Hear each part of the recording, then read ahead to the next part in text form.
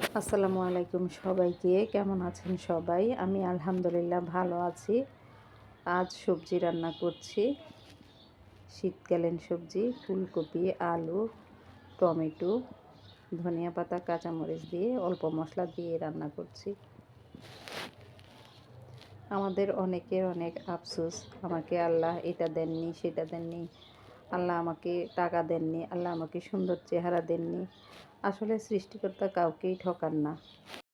যাকে গায়ের রং দেননি তাকে মায়া ভরা চেহারা দিয়েছেন, যাকে ঘন কালো চুল দেননি তাকে সুন্দর চোখ দিয়েছেন, কাউকে মেধা দিয়েছেন, আবার কাউকে দিয়েছেন অসাধারণ গুণ। একজনকে টাকা পয়সা দেননি কিন্তু দিয়েছেন অগাধ ভালোবাসার ক্ষমতা। একজনকে হয়তো কিছুই দেননি, তাকে দিয়েছেন সুন্দর মন মানসিকতা।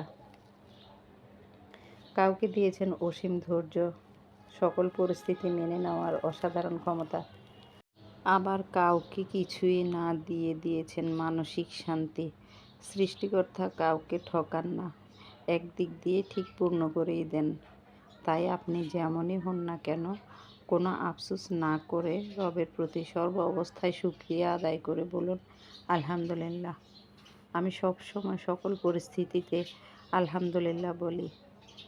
অসুস্থ থাকলেও আলহামদুলিল্লাহ, অভাব অনটন দুশ্চিন্তা যখন যেভাবে থাকি আমি সবসময় আমার আল্লাহর প্রতি শুকরিয়া আদায় করে বলি আলহামদুলিল্লাহ, আলহামদুলিল্লাহ।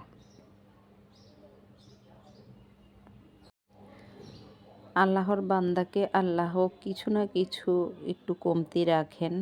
সব পেয়ে গেলে তো স্বভাব এমনিতেই নষ্ট হয়ে যাবে।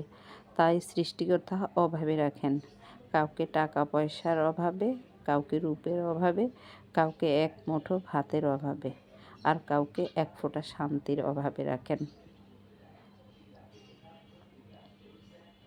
তাই আমরা সর্ব অবস্থায় যেন আল্লাহর উপর ভরসা রেখে আলহামদুলিল্লাহ বলতে পারি, শুকরিয়া আদায় করতে পারি।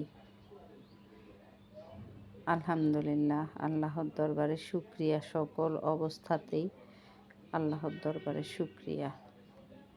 ভালো থাকবেন সবাই, আল্লাহ হাফেজ।